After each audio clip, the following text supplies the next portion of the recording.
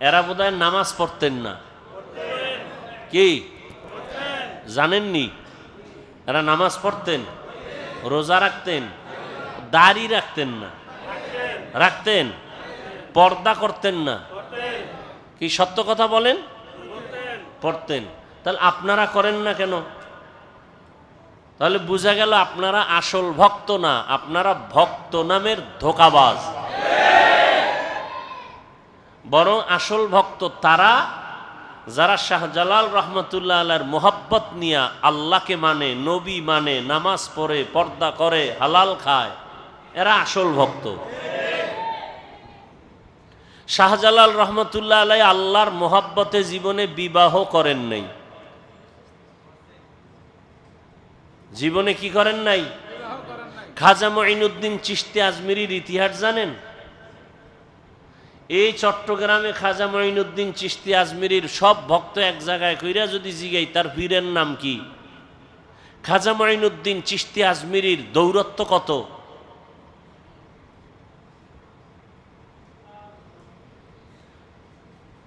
সবকিছু জানার পরেও নামাজ পড়েন না, জানেন মিথ্যা বলা হারাম, তারপরও মিথ্যা ছাড়েন না।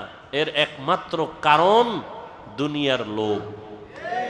কিসের লোভ?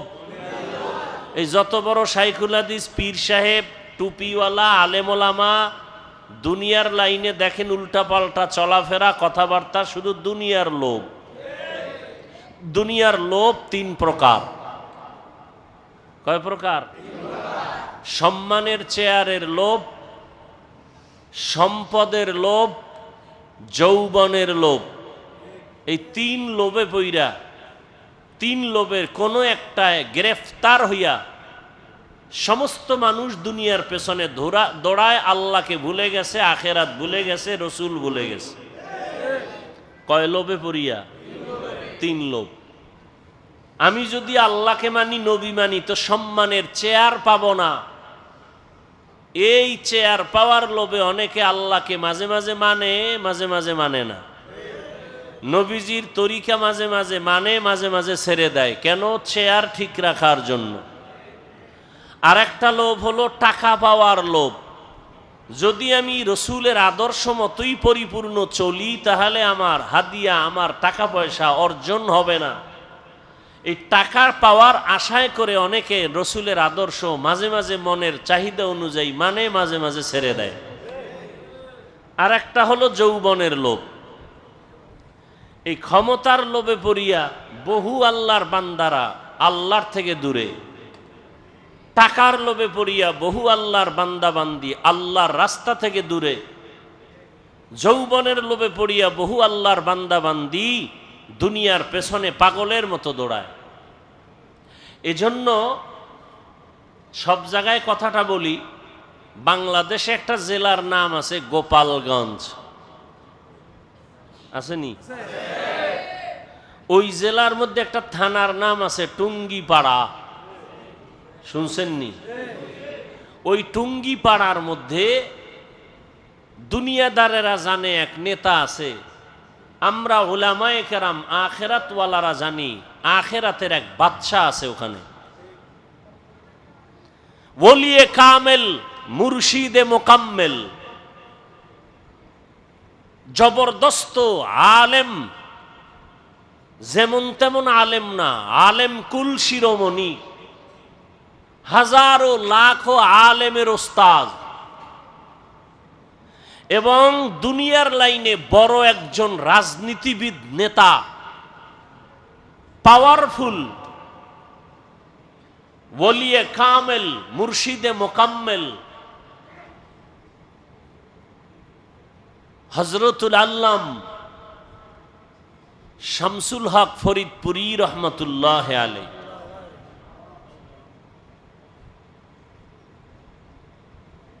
ঢাকাতে বড় কাটারা মাদ্রাসা, বিশাল বড় মাদ্রাসা, কামরাঙ্গীরচর মাদ্রাসা, লালবাগ মাদ্রাসা, ফরিদাবাদ মাদ্রাসা, সব তার হাতে গড়া। পাকিস্তান পিরিয়ডে ইংলিশের উপরে ডক্টরেট ডিগ্রি নেওয়া সেই শামসুল হক ফরিদপুরি রহমতুল্লাহ আলাইহি বাঘের বাচ্চা ছিলেন, সুন্নতের উপর এতটা মজবুত ছিলেন, দুনিয়ার কোনো দুনিয়াদারকে পরোয়া করতেন না। ওই সময় রাজনীতির কোনো এক গোলটেবিল বৈঠকে আইয়ুব খানের পক্ষ থেকে একটা মিটিং ডাকা হয়েছিল। কোনো এক পর্যায়ে তাকে কিছু নরম কিছু স্বার্থের কথা বলা হয়েছিল। শামসুল হক ফরিদপুরি তখন বলেছিলেন যে আইয়ুব খানের গোলামেরা টাকা দিয়া গরু কিনা যায়, শামসুল হক রে কিনা যায় না। তিনি বয়ানের এক পর্যায়ে অনেকগুলো কিতাব লিখেছেন। তিনি একটা বয়ানের মধ্যে বলে গেছেন, পৃথিবীতে যত মানুষ দেখো সব পাগল। সবাই কি? এমন একজন মানুষ নাই যে পাগল না। ডাক্তার পাগল, ইঞ্জিনিয়ার পাগল, প্রফেসর পাগল, হুজুর পাগল, রিক্সা ড্রাইভার পাগল, ক্ষমতায় যারা আছে পাগল, যারা নাই এরাও পাগল। এক কথায় দুনিয়াতে পাগল ছাড়া কোনো মানুষ নাই। কেউ নারীর পাগল, কেউ গাড়ির পাগল, কেউ ক্ষমতার পাগল, কেউ টাকার পাগল। কি আছে না নাই? দিন রাত নাই পাগলের মতো দৌড়াচ্ছে, বিদেশ যায়। মা মারা গেছে বাদ দাও, বাপ মারা গেছে বাদ দাও, বিদেশের চাকরি ছাড়া যাবে না। কিসের পাগল? টাকার পাগল, ক্ষমতার পাগল। নামাজে দাঁড়াইয়াও ক্ষমতা, ঘুমের মধ্যে ক্ষমতা, ঘুমের থেকে উঠার পরে ক্ষমতা। যারা যেই জিনিসের পাগল তারা 24 ঘন্টা সেই জিনিস নিয়ে জিকির করে আর ফিকির করে। যে নারীর পাগল তার 24 ঘন্টা জিকির আর ফিকির। বলেন না কেন? যারা গাড়ির পাগল তারা 24 ঘন্টা জিকির আর ফিকির। যারা বাড়ির পাগল 24 ঘন্টা জিকির আর ফিকির। ঢাকাতে বাড়ি আছে এরপরও জিকির ফিকির, চট্টগ্রামে বাড়ি দরকার, আবার জিকির, কানাডায় করব, সিঙ্গাপুরে করব, কক্সবাজারে বাড়ি করব। এর কি কিসের পাগল? যে নারীর পাগল তার 24 ঘন্টা ফিকির নারী। যে ক্ষমতার পাগল তার 24 ঘন্টা ফিকির কি? ক্ষমতা। তাহলে দুনিয়ার সবাই পাগল। কেউ ক্ষমতার পাগল, কেউ নারীর পাগল, কেউ টাকার পাগল। এই সব পাগলের মধ্যে একদল উত্তম পাগল আছে। এরা টাকার পাগল না, বাড়ির পাগল না, গাড়ির পাগল না, ক্ষমতার পাগল না। এরা আল্লাহকে পাওয়ার পাগল। কাকে পাওয়ার? যে ক্ষমতার পাগল সে কি চায়? ক্ষমতা। যে নারীর পাগল সে কি চায়? যে টাকার পাগল সে কি চায়? টাকার পাগল এমন হওয়া হইছে বাবার পকেট মারে, মায়ের মারে, এক পর্যায়ে টাকার জন্য মাকে মাইর দেয়, বাবারে জবাই করে। কিসের পাগল? ও কি চায়? টাকা চায়। বাপ সামনে বাধা, বাবারে মারো। আমার দরকার টাকা, মা বাধা হইছে, মাকে মেরে ফেলো। আমার দরকার টাকা, দোকানওয়ালাকে মেরে ফেলো। টাকার পাগল। নারীর পাগল যারা, এরা বলে মা ছাড়বো, বাপ ছাড়বো, আমার নারী ছাড়বো না। দুই রশিতে একজন আর ফাঁসি। তাহলে যারা দুনিয়ার পাগল এগো চিন্তা ফিকির দুনিয়া দুনিয়া দুনিয়া। আর যারা আল্লাহর পাগল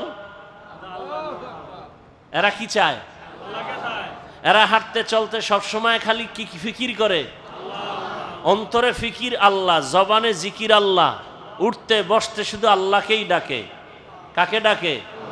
ইয়া ইলাহি মুঝসে মুঝকো दूर कर, ताके देखो मुझ में तुझको एक नजर। या इलाही तू मेरा माबूद है, या इलाही तू मेरा माशूक है, या इलाही तू मेरा सत्तार है, या इलाही तू मेरा गफ्फार है। আল্লাহকে পাওয়ার জন্য যেই বান্দা পাগল, যে পাগল হইছে কেন? কইটার মধ্যে মজা পাইছে। মা বাবায় বুঝায় তুই কোন মাইয়ার জন্য পাগল হইছ, তোরে সুন্দরী রূপসী বড় লোকের মাইয়া এনে দিব, বলে দরকার নেই আমার ফেতনি বালা।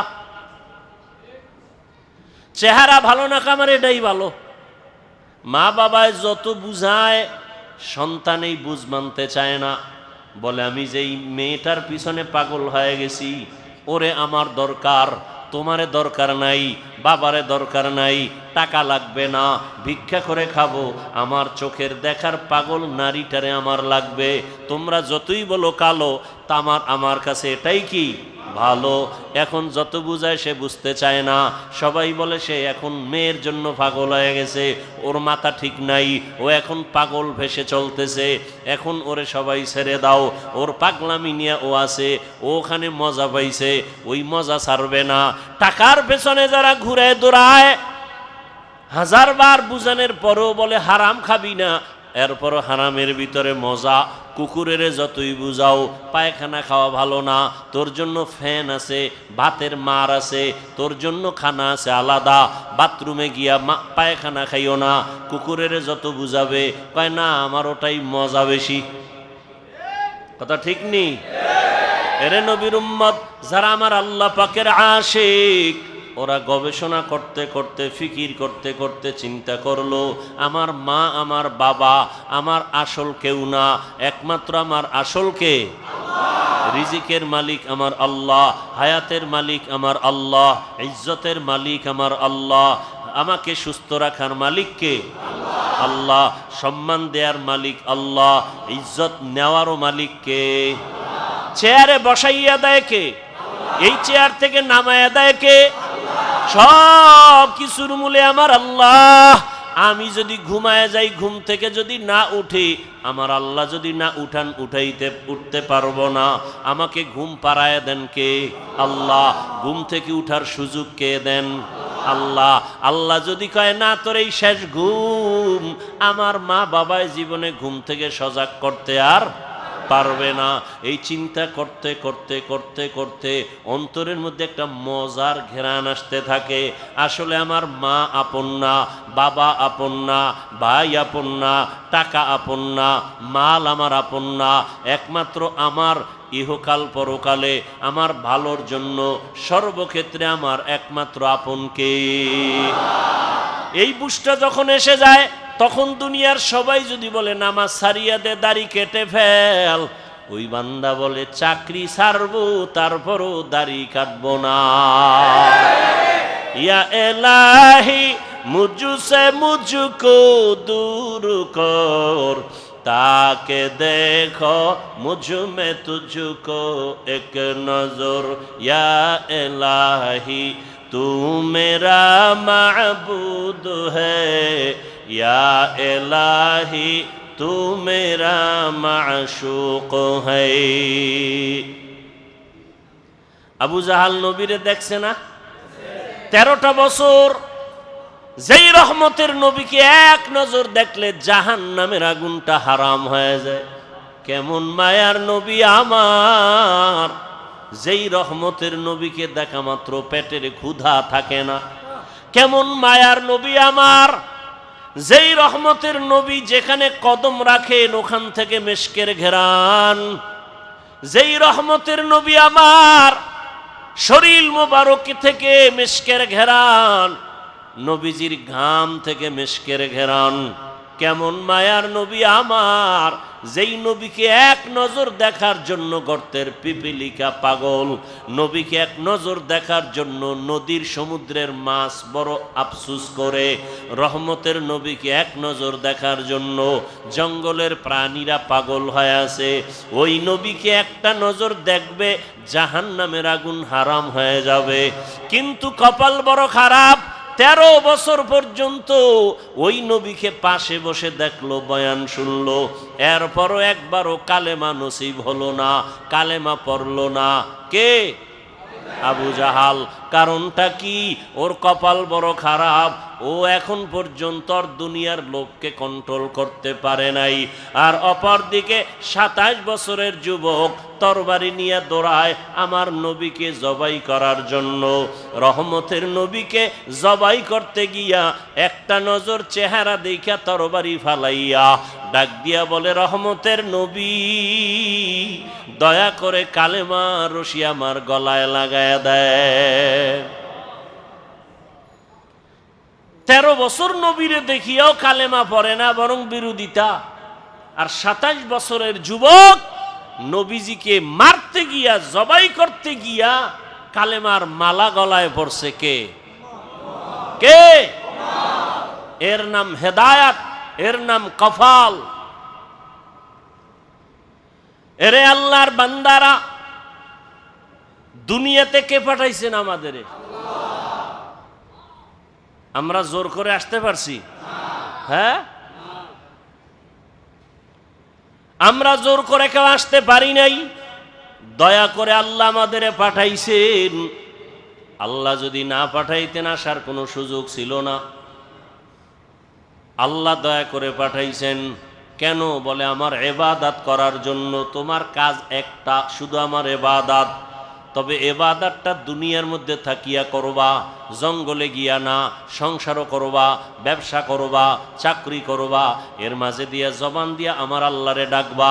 নামাজের সময় নামাজও পড়বা, মা বাবার হকও আদায় করবা, স্ত্রীর হকও আদায় করবা, সন্তানের হকও আদায় করবা, প্রতিবেশীর হক আদায় করবা, ভাইয়ের হক আদায় করবা, বোনের হক আদায় করবা, তোমার বাবার হক আদায় করবা, মুরব্বির হক আদায় করবা। এর মধ্য দিয়া তুমি আমার হকও আদায় করবা। সব ঠিক রাইখা যখন তুমি আমি আল্লাহকে আল্লাহ বলে ডাক দিবা, তোমার ওজনটা অনেক বেড়ে যাবে। আমি আল্লাহ দুনিয়ায় পাঠাইলাম, দুনিয়ার কাজের মাঝখান দিয়া আল্লাহর ইবাদত করবা, এই কাজের জন্য আমি পাঠাইলাম। দুনিয়া ছাড়া এ ইবাদত আর আলাদা জায়গায় করা যাবে না। দুনিয়াতেই দিলাম আমি ইবাদত করার জন্য। এখন ইবাদতটা করা মাত্র তুমি চলে আসো। তোমার থাকার জায়গা দুনিয়া না, তোমার ঘুমানোর জায়গা দুনিয়া না, আরামের জায়গা দুনিয়া না। আমি আল্লাহ তোমার চির শান্তির জন্য আরামের ঘর বানায় রাখছি জান্নাত। বেহেশতা যাকে আজারে নবাসত, কাছে রাবা কাছে কারে নবাসত। আল্লাহ সতর্ক বাণী দিয়া বললেন, ইয়া আইয়ুহাল্লাযীনা আমানুত্তাকুল্লাহ, ও মুমিন আমি আল্লাহকে ভয় কর। ওয়ালতানজুর নাফসুম মা কদ্দামাত লিগাদিন ওয়াত্তাকুল্লাহ। সামনে তোমার একটা জীবন আছে, ওই জীবন তোমার আসল জীবন। দুনিয়ার জীবনের তোমার কোনো মূল্য নাই, 1 ঘন্টার গ্যারান্টি নাই, 1 সেকেন্ডের কোনো ভরসা নাই। ওরে আল্লাহর বান্দা, তোমার আসল জীবন হলো চক্ষু বন্ধ হওয়ার পরের জীবন। ওই জীবনটা তোমার আসল জীবন, ওই জীবন তোমার অনন্তকালের জন্য। সম্বল সঞ্চয় করছো কিনা ভালো করে নজর নাও। ওয়াত্তাকুল্লাহ, আমি আল্লাহকে ভয় করো। বারবার আল্লাহ ভয় করার কথা কেন বলেন? আল্লাহকে ভয় না করলে মানুষ অন্যায় থেকে দূরে থাকবে না। সন্তান মা বাবারে যদি ভয় না করে, ওই সন্তান মা বাবার সামনে অন্যায় থেকে ফিরবে না। ছাত্র যদি শিক্ষকের ভয় না করে, ওই ছাত্র অন্যায় থেকে ফিরবে না। বিচারকরে যদি আসামি ভয় না করে, ওই আসামি কখনো বিচারকের সামনে অন্যায় করার থেকে ফিরবে না। যেই মানুষ আমার আল্লাহকে ভয় করবে না, ওই মানুষ অন্যায় করা ছাড়বে না, বারবার অন্যায় করবে। আর যেই সন্তান মা বাবাকে ভয় করবে, ওই সন্তানটা গোপনে গোপনে 2-1টা অন্যায় করলেও মা বাবা আসলে অন্যায় থেকে ফিরে যাবে, আর গুনাহ করবে না। মা বাবার শাস্তির ভয়ে ছাত্র মাঝে মাঝে অন্যায় করে, শিক্ষকের বিচারের ভয় আর করে না। ঠিক এই বান্দা, আমার আল্লাহর ভয় যখন অন্তরে আসবে, তখন জীবন দিবে, আল্লাহর বিরুদ্ধে কোনো কাজ করবে না। আর এই আল্লাহর ভয়টা অন্তরে জমা করার জন্য একমাত্র রাস্তা আল্লাহওয়ালাদের সোহবত। আল্লাহওয়ালা যারা আল্লাহর ওলি, এদের নেক নজর, এদের দোয়া, এদের পরামর্শ। কারণ কিয়ামত পর্যন্ত আর 1 সেকেন্ডের জন্য জমিনে নবীজি আসবেন? কালেমার দাওয়াত দিতে নবী আসবেন? চট্টগ্রামে নবীজি আইসা কালেমার দাওয়াত দিবেন? ঢাকাতে নবীজি আইসা কখনো কালেমার দাওয়াত দিবেন? নবী আর জীবনে দাওয়াত দিতে আসবেন না। সাহাবায়ে কেরাম আসবেননি? আসবেন না। এরপরে আইম্মায়ে কেরামরা আসবেননি? আসবেন না। বড় বড় বড় বড় আউলিয়ায়ে কেরামরা আসবেন? খাজা মঈনুদ্দিন আসবেন দাওয়াত দিতে? আর আসবেন না। কিয়ামত পর্যন্ত একমাত্র জান্নাতের পথ পাওয়ার ঠিকানা উলামায়ে আহলে হকের সোহবত। উলামায়ে আহলে হকের সোহবত। এই জন্য আল্লাহ বলেন বারবার আমাকে ভয় কর। আমাকে ভয় না করলে হাজারো বয়ান শুনবা, তোমার এই বয়ান অন্তরের মধ্যে যাবে না, কারণ তোমার অন্তরে আল্লাহর আযাবের কোনো ভয় নাই। ইন্নাল্লাহা খাবীরুম বিমা তা'মালুন, তুমি যা করো এই বিষয়ে অগ্রিম সবকিছু কে জানেন? আল্লাহকে ফাঁকি দেওয়া যাবে? ফাঁকি দেওয়া যাবে না। আল্লাহ বলে বান্দা আমাকে ভয় কর, গুনাহ থেকে দুনিয়ার মহাব্বত সারিয়া আখেরাতের লাইনে তুমি মজবুতি অর্জন করো, আখেরাতের বাজার ঠিক মতো করো। আখেরাতের বাজার হলো ইবাদত। আখেরাতের বাজার কি? ইবাদত মানে কি শুধু নামাজ? হাসি দিবেন ইবাদত, কান্না করবেন ইবাদত, মা বাবার সাথে কথা বলবেন ইবাদত, আপনি বিবাহ শাদী করবেন ইবাদত, চাকরি করবেন ইবাদত, ব্যবসা করবেন ইবাদত, লেখাপড়া করবেন ইবাদত, সব কিছু আল্লাহর মোহাব্বত নিয়ে করবেন, নবীর আদর্শ মেনে করবেন, ইবাদত হয়ে যাবে। বাথরুমে গিয়ে বসে থাকবেন, সেটাও আপনার ইবাদত হিসাবে পরিণত হবে যদি আল্লাহর মোহাব্বত রসুলের আদর্শ অনুযায়ী বাথরুম করেন। আল্লাহর মোহাব্বত আর কার আদর্শ? আর কারো আদর্শ মানা যাবে না, সব আদর্শ ভেজাল। নির্ভেজাল আদর্শ মদিনার রসুলের। দুনিয়ার সব আদর্শ নাপাক, সব আদর্শ একমাত্র পাক আদর্শ কি? রহমতের নবীর আদর্শই কি পাক। রহমতের নবীর আদর্শ গ্রহণ করার কারণে মক্কার চূড়ান্ত খারাপ মানুষ জান্নাতের অগ্রিম টিকিট হাতে নিয়েছেন, ঠিক না? কয়জন? কয়জন? রসুলের আদর্শের কারণে আল্লাহ জান্নাতের টিকিট তাদের হাতে দিয়েছেন। তারা মরিয়াও অমর, এখনো তাদের নাম যশ খ্যাতি, এত সুনাম। সমস্ত সাহাবায়ে কেরামদের নাম শুনিয়া মানুষের দিলের মধ্যে মায়া লাগে। এমন এমন ঘটনা বললে মানুষ চোখের পানি ধরে রাখতে পারে না, কান্না কান্না।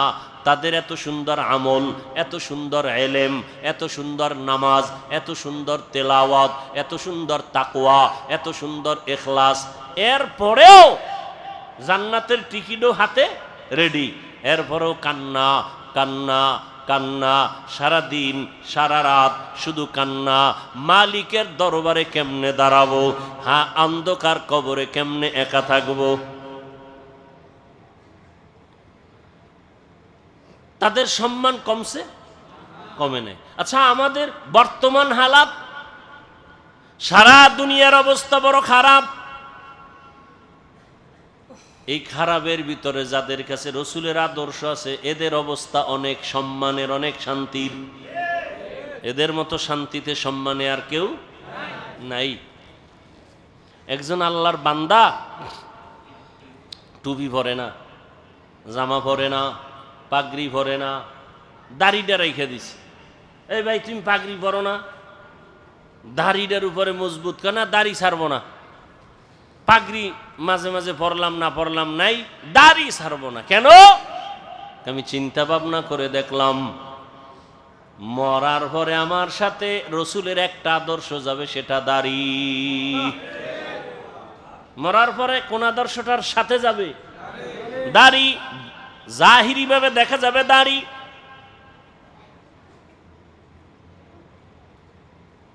এটাই রসুলের আদর্শের প্রতীক। এই জন্য রহমতের নবী তার আদর্শর বয়ান দিয়া মানুষকে এমন ভাবে দ্বীনের দিকে আকৃষ্ট করে ফেললেন। দুনিয়ায় থাকিয়া আখিরাতের বাজার করো। এই যে বাজারে দোকানদারি ব্যবসা করে, এটা কি নিষেধ? বাজারে যাও, বাজারে যাইয়াও দুনিয়ার বাজারে গিয়াও আখিরাতের বাজার করো। কয় কেমনে? কয় যখন তুমি দুনিয়ার বাজারে যাও জরুরত সারার জন্য, রাস্তার ডানে হাঁটো, নজর নিচের দিকে রাখো। তোমার দোকানে কাজ সাইরা তাড়াতাড়ি আবার বাসায় চলে যাও। বাজারে সব বেশি সময় কাটায়ও না, কারণ দুনিয়াতে যত খারাপ জায়গা আছে, নবীজি বলেন এর থেকে সব থেকে খারাপ জায়গা কি? বাজার। বাথরুম খারাপ না, কি খারাপ? বাথরুমের খারাপ না বলিয়া নবীজি বাজারকে খারাপ বললেন কেন? বাথরুমে ওই গুনাহ হয় না, বাজারের মধ্যে যেই পরিমাণ গুনাহ হয়। এজন্য নবী বলেন আদ-দুনিয়া সিজনুল মুমিন ওয়া জান্নাতুল কাফের। দুনিয়া হলো মুমিনের জন্য জেলখানা, বেঈমানের জন্য শান্তির জায়গা বালাখানা। দুনিয়াতে যত শান্তি বেঈমানেরা করবে, পরকালে ওদের শান্তি নাই। আর মুমিনেরা যত কষ্ট দুনিয়ায় করবে, পরকালে ওদের কোনো কষ্ট নাই। তাহলে দুনিয়া মুমিনের জন্য জেলখানা মানে কি? অশান্তি। অতএব শান্তির দোয়া করার কোনো কায়দা নাই। তবে যদি আখেরাতের লাইনে চলে, আল্লাহ দুনিয়াতেও তাকে বোনাস শান্তি দিবেন। বোনাস কি দিবেন? আপনি টুপি মাথায় দেন না কেন? কয় মাথা গরম হয়ে যায়। যেই গরম। আর আমারে যদি আপনি লাখ টাকা দিয়ে বলেন টুপি পরা যাবে না, আপনার গরম আছে, আমার গরম নাই কি? আসলে আল্লাহর প্রতি মহব্বতের পার্সেন্ট আপনার কম। একজন আল্লাহর বান্দা বলে আমি ফরজ আমল তো করবই, নফল আমি ছাড়ব না। আর একজনে বলে নফল লাগে না। নফল আর একজনে কে ফরজ পর্ব তো পর্বই, নফলও ছাড়ব না। আর একজন মুমিন, সে আশিকে রাসূল, বলে আমার নফল লাগে না। মোহাব্বতের পার্সেন্ট যেমন, ইবাদতের সীমানাও তেমন। মোহাব্বতের পার্সেন্ট আপনার টুপি মাথায় দিতে গরম, আর একজনে মাথায় টুপি, এর উপরে আবার পাগড়ি। এর গরম কই? এর গরম যা কিছু আছে, এর অন্তরে আসল গরম ঢুকায় রাখছে। দুনিয়ার গরম কিছুই না। যদি আমি টুপি পাগড়ি ছাড়া চলি, হাসরের ময়দানের গরম তারও কঠিন। হাসরের ময়দানের গরম আরো কঠিন। এই গরম তো কোনো গরমই না। দিনের বেলা সূর্য, রাতের বেলা নাই, এর পরেও কেন এত গরম? সূর্য তো দিনে আসিল, রাত্রে আছে নাই, এরপরও কেন এত গরম? আর এই সূর্যটা বিজ্ঞানীরা বলে 9,30,00,000 মাইল উপরে। এই সূর্যের একটা মুখ নিচে দেওয়া, বাকি সব উপরে। আবার এই মুখটার তাপ ফেরেশতারা পানি দেয় ঠান্ডার জন্য। আবার ওই তাপটা ডাইরেক্ট জমিনে আসে না, সূর্যের নিচে একটা গ্যাসের পাতলা আবরণ আছে, ওইটা আটকাইয়া রাখে সূর্যের আলোটারে। এরপরে আস্তে করে বাকি তাপটা জমিনে ছাড়ে। জমিনে আসার পরে ওই তাপটাও বান্দার কষ্ট হবে। আল্লাহ তাআলা পোশাকের আয়োজন করে দিলেন। মাথার পোশাক চুল, শরীরের পোশাক লাগাও। সূর্যের পোশাক আলোটা আইসা তোমার যেন ডাইরেক্ট হিট করতে না পারে। জঙ্গলের প্রাণীর পোশাক হইল পশম, শরীরের উপরে পশম, এরপরে চামড়া আল্লাহ দিয়া রাখছেন। আবার এই পোশাকের মধ্যে রহমতের নবী সবুজটাও ব্যবহার করেছেন, কালো রং ব্যবহার করেছেন, সাদাটা বেশি ব্যবহার করেছেন। কেন? ১৫০০ বছর পরে বিজ্ঞানীরা গবেষণা করে বের করলো রহমতের নবী সবুজ কালারটাও ব্যবহার করেছেন, কালোটাও ব্যবহার করেছেন, সাদাটা বেশি ব্যবহার করলেন কেন? বিজ্ঞানীরা এটা গবেষণা করে বের করলো সাদা কালারটা শীতের মধ্যেও শরীরের সাথে অ্যাডজাস্ট হয় এবং গরমের মধ্যেও অ্যাডজাস্ট হয়, অন্য কালার হয় না। প্রচন্ড ঠান্ডা সাদা কালার কন্ট্রোল করে শরীরের সাথে ম্যাচিং করে দেয়। প্রচন্ড গরম সাদা কাপড় সাদা কালারে কনভার্ট করে